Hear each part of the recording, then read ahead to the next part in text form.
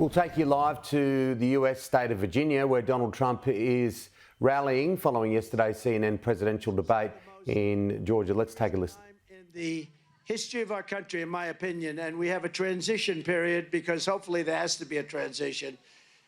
We've never been so close to World War III before, and if it happens, it will be a war like no other. This because of the threat of certain types of weapons. We don't even want to mention the word, but because of the type of weapons that you're talking about today, and I know them better than anybody. You know, I built our military. I totally rebuilt our military.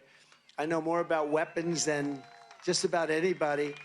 And when you look at the incredible destructive power of these weapons, this will be a war like no other. This will not be two army tanks running against each other and shooting. This is going to be something the likes of which we've never seen. And we have a man who's grossly incompetent heading up our nation, and he's competing against Putin and President Xi of China and Kim Jong-un of North Korea.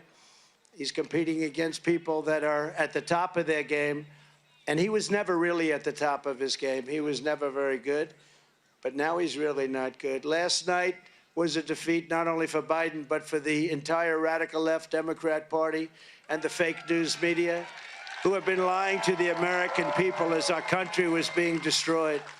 The fake news media, look at all of them back there. Look at all of them.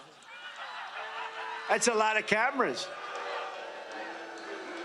That's a lot of cameras. That's a lot of camera power. The Joe Biden on stage yesterday was the same Joe Biden who gave us open borders, crushing inflation, rampant crime, 2 new wars, a disastrous Afghanistan embarrassment, most embarrassing moment in the history of our country, and the international humiliation.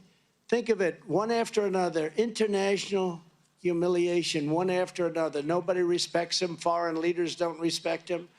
You know, we put up $124 billion more given to Ukraine than Europe. Now, Europe is a lot closer. We have a thing called an ocean in between us, right? So no matter how you cut it, it's got to be more important. Why is it that we're not equalized? Why is it that they put up $124 billion, our people, these people in Washington that don't know what the hell they're doing? You know, I stopped it with NATO.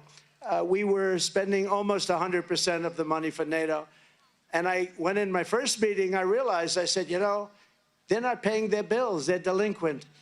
My second meeting, I said, you got to pay. And they said, well, what would happen if we don't? Then we won't defend you against Russia. And the next day, money came in by the billions. You never saw money come in so fast, Glenn. The money was pouring in. And I took a lot of heat, Michael. Oh, there's Mike Waltz. He knows better than anybody on this subject. He's the all-time. He's the all-time. But am I right? The money came in like at a level that was never seen. Hundreds of billions of dollars poured in. And then I took heat from the press because they said, no, I will not defend you if you're not current. And they said, well, that's not very nice. I said, it's not nice. Now, if I said I will, they wouldn't have paid, right? I suspect. But I took a lot of heat. But the fact is, the Secretary General called it the greatest. He's never seen anything like it, because Bush would come in, make a speech and leave. Obama would come in, make a speech and leave.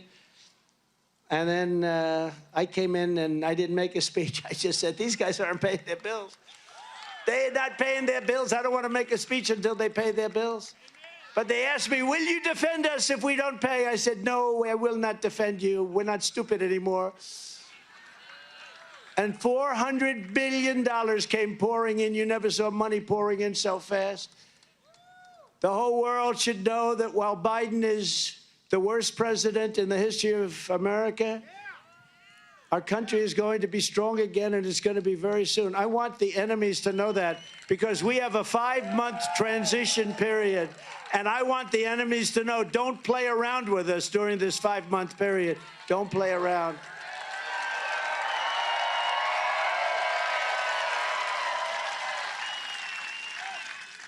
It's only for them. It's also from, in all fairness, we have enemies on the outside, China, Russia, North Korea, enemies, but they're not really enemies if you have a smart president. If you have a smart president, they're not enemies. You'll make them do great. We had no problems. China paid us hundreds of billions of dollars, And it was so because they respected our country. Thank you very much. He said, they respected you. Thank you. Stand up, please. Who said that? Stand up. Because they respected us. You said it better than I could. Thank you. I plagiarized. Thank you. No, they respected us. There was no games. But we have the enemy on the outside, and you can do great things with them. And then we have a worse enemy. I call it the enemy from within. These are the sick people, the socialists. Remember I said, America will never be a socialist country. I was right. I was right. It skipped over socialism, went directly into fascism and communism. It never stopped at the station called socialism. It went worse. And that's a big problem that we have, but I think you're starting to see the end of that. And it's been starting for a while now with us, but I think last night was a big moment for people with common sense that want to see America be great again, want to put America first. Many people are saying that after last night's performance that Joe Biden is leaving the race. But the fact is, I don't really believe that because he does better in polls than any of the Democrats they're talking about. You've seen that, Glenn. These polls come out with some of the names they're being, like Gavin Newsom. He can't warn you. He's one of the worst governors.